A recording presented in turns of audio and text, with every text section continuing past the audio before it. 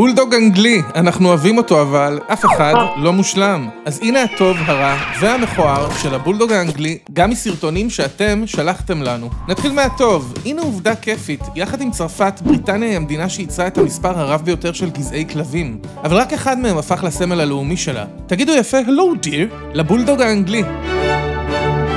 המילה בולדוג, מילולית כלב שברים, הוטבעה איפשהו במאה ה-17 כשאבות אבותיו של הבולדוג המודרני נלחמו בשברים והכריעו אותם על ידי זה שנקסו להם באף.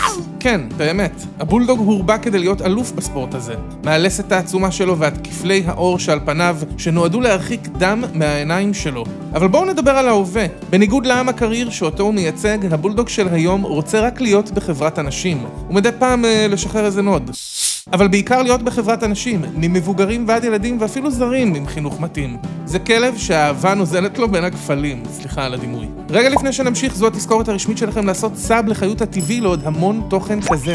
הרע, אתם אוהבים לצאת לריצות ב-5 בבוקר? לא, רגע.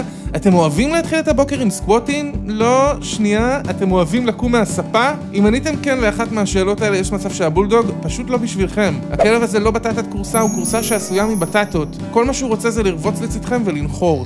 האמת שזה לא צחוק. הבולדוג הוא גזע ברכיצפלי, פחוס, וככזה הוא לא יעיל בצורה טרגית בביצוע הלחתה, הפעולה שכלבים עושים עם הלשון כדי להתקרר. לכן הוא בסכנה גבוהה מאוד למכת חום, גם כשלא מאוד חם בחוץ.